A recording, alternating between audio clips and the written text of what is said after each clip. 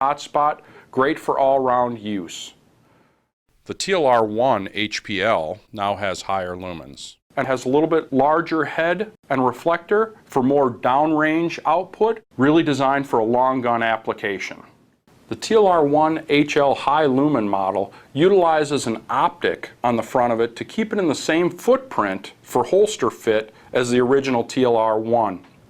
It also offers a much wider beam pattern with the intensity for room clearing and close quarters work. All the TLR 1s and 2s come with a thumb screw that's spring loaded, so it adjusts to different rail variations. All of the models also come with a key kit to fit various different weapons. The rear tail switch has a momentary and continuous function. The TLR 1s and 2 all have a tethered rear switch so that the switch can't be lost. The TLR 1 Game Spotter utilizes a green LED for hunting. Great for varmint hunting. It is available in a couple of different configurations. The standard rear rocker switch, momentary and continuous. It's also available with the remote backplate and remote switch. The TLR1 HPL and the TLR1 HL incorporates the strobing feature, which can be programmed in and out of the light. And we realize that flashlights have to have different applications for different people. So what we've developed is we've developed the 10-tap system of programming to put multiple flashlight modes into each light. So for example, if you want a flashlight that does high strobe and low in program 1, you can leave it just where it's set from the factory. If you want it to do high only, no strobe, no low feature, 10 taps on the switch, hold it down on the 10th, moves it to program 2, which in this light, for example, would be high only. Again, for program 3, 10 more taps, hold it on the 10th time, the flashlight would go low to high as far as output. Streamlight offers different 10-tap programming options for different models of lights. Please refer to your owner's manual or the instruction booklet for what the option is for your particular light. So for this particular light, it comes in a factory default setting in program 1 of high, strobe, and low. So the first activation of the button, the first bump, is high. 1, 2 would be strobing. 1, 2, 3 would be low. If you want to lock it in, you press it the rest of the way and click the switch, and it'll click and lock on in low, strobe, wherever you want to leave it. To change the program from 1 to 2, it's going to be 10 bumps. Holding it on the 10th, the light will flash and go off to tell you that it changed program. Then for this light, it will be high only. One trick that I've found is if you're doing the 10-tap programming, if you slide your thumb up over the back of the light, it's much more difficult to click it on and have to start the programming over. So it's just bumps, holding it on the 10th.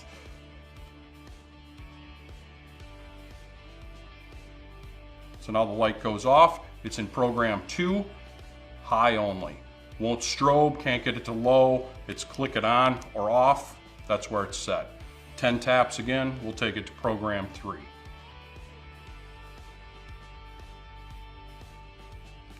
Goes low, goes off, tells you that it changed programs. Now it's going to be low on the first bump.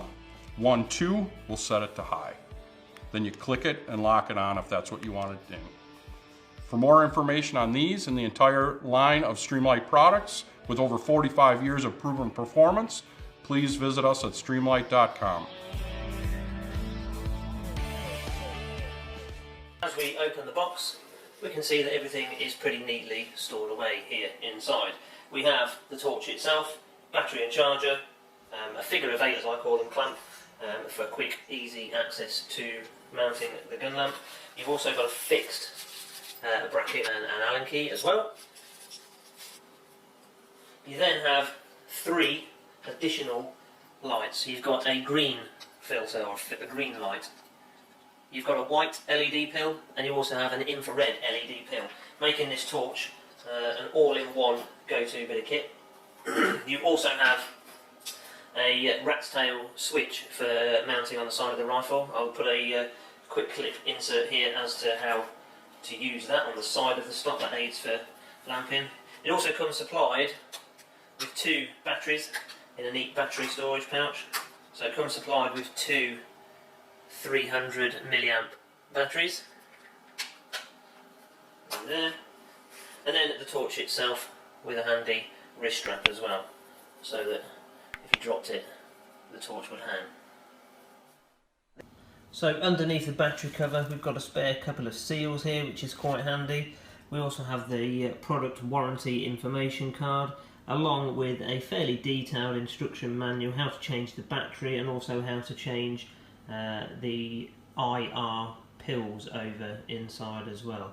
The chart here gives you an indication of how long you could be likely to get out of the batteries, but also how far, more importantly, how far the beams will actually travel as well. Now the torch itself is pretty well made actually. You've got a convincing decent button on the back here. The hand strap you can actually take off. Personally, I prefer to do this when I'm out hunting, as I don't like things getting in the way, but that comes off fairly easy. That can go back in the case. You can adjust the width of the beam and concentrate the beam down a little bit by twisting the torch here. That follows the kind of pattern of most torches of this nature. Changing the battery is easily done by removing the rear cap, replacing your 18650 battery.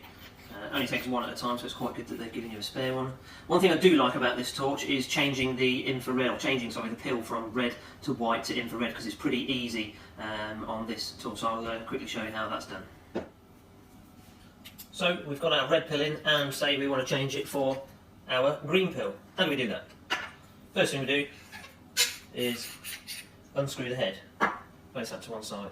Second thing you need to do is just screw down the zoom ring, which will expose the brass pill housing, and then you simply unscrew that.